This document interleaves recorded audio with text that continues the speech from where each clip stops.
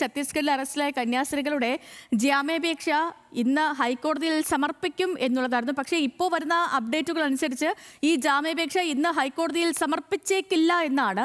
തിങ്കളാഴ്ച മാത്രമേ ജാമ്യാപേക്ഷ നൽകുകയുള്ളൂ. അതുകൊണ്ട് തന്നെ കന്യാസ്ത്രീകൾ ഇനിയും 2 ദിവസം കൂടി ജയിലിൽ തുടരേണ്ടി വരും. കേരള എംപിമാർക്ക് അമിത്ഷാ നൽകിയ ഉറപ്പിനെ തുടർന്നാണ് സഭാ നേതൃത്വം ജാമ്യ ഹർജി സമർപ്പിക്കുന്നത് തിങ്കളാഴ്ചത്തേക്ക് മാറ്റിയത്. അതേസമയം സുപ്രീം കോടതി വരെ പോയാലും കന്യാസ്ത്രീകളുടെ ജാമ്യത്തിനായി ശക്തമായി എതിർക്കുമെന്ന് കേസ് ഫയൽ ചെയ്ത ബജ്രംഗ് ദൾ നേതാവ് രവി നിഗം പറഞ്ഞു. കേരള BJP നേതൃത്വം പറയുന്നത് കാര്യമാക്കുന്നില്ലെന്നും രാഷ്ട്രീയമല്ല ഹിന്ദുവിന് വേണ്ടിയാണ് പോരാടുന്നത് എന്നും രവി നിഗം ന്യൂസ് മലയാളത്തോട് പറഞ്ഞു. मुझे बीजेपी और कांग्रेस से मतलब नहीं है. मैं हिंदूवादी कार्य करता हूँ, हिंदुत्व की कार्य करता हूँ और हम लोगों को खून में ही हिंदुत्व है. राजनीति करना हमारे खून में नहीं है. इसलिए हम लोग जहाँ तक होगा नन को पूरी कार्रवाई कराएंगे. उसको जेल में रह रही है और जेल में रहने देंगे. हमको सुप्रीम कोर्ट तक लड़ना पड़े तो लड़ेंगे. ശരത്ലാലുണ്ട് വിവരങ്ങളുമായി ഛത്തീസ്ഗഡിൽ നിന്ന്.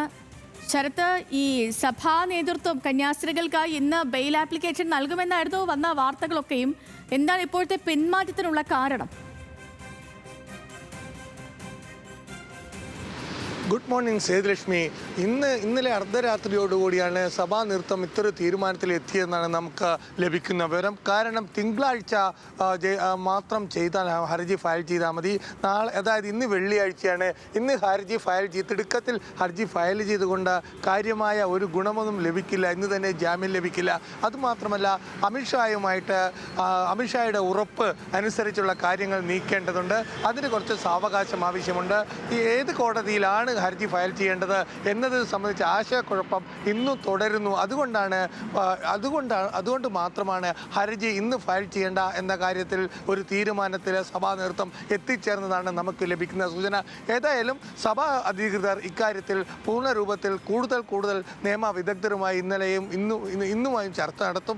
ഇന്നലെ അർദ്ധരാത്രി വരെ ആർച്ച് ബിഷപ്പ് അടക്കമുള്ള വ്യക്തികൾ ചർച്ച നടത്തിയിരുന്നു. അതിൻ്റെ അടിസ്ഥാനത്തിലാണ് തിടുക്കത്തിൽ ഇന്ന് തന്നെ ഹർജി ഫയൽ ചെയ്യേണ്ട എന്ന ഒരു തീരുമാനത്തിലേക്ക് എത്തിപ്പെട്ടത് എന്നാണ് നമുക്ക് ലഭിക്കുന്ന വിവരം. അതുപോലെ ഇന്നലെ ബിലാസ്പൂരിലെത്തി മുതിർന്ന അഭിഭാഷകരുമായിട്ട് സഭാ നേതൃത്വം ചർച്ച നടത്തിയിരുന്നു ഇന്ന് ഫയൽ ചെയ്യാൻ വേണ്ടി. എന്നാൽ അമിത്ഷാ 4 മണിക്ക് കേരള എംപിമാരുമായി നടത്തിയ ചർച്ചയിൽ നൽകിയ ഉറപ്പുകൾ ആണ് ഇപ്പോൾ കൂടുതൽ സമയം നോക്കിയിട്ട്, അല്ലെങ്കിൽ ഇനി അടുത്ത ഏത് കോടതിയിലാണ്, NIA കോടതിയിൽ തന്നെ ഫയൽ ചെയ്യണോ എന്ന രീതിയിലേക്കുള്ള കാര്യങ്ങൾ ചർച്ച മുന്നോട്ട് പോകുന്നത്.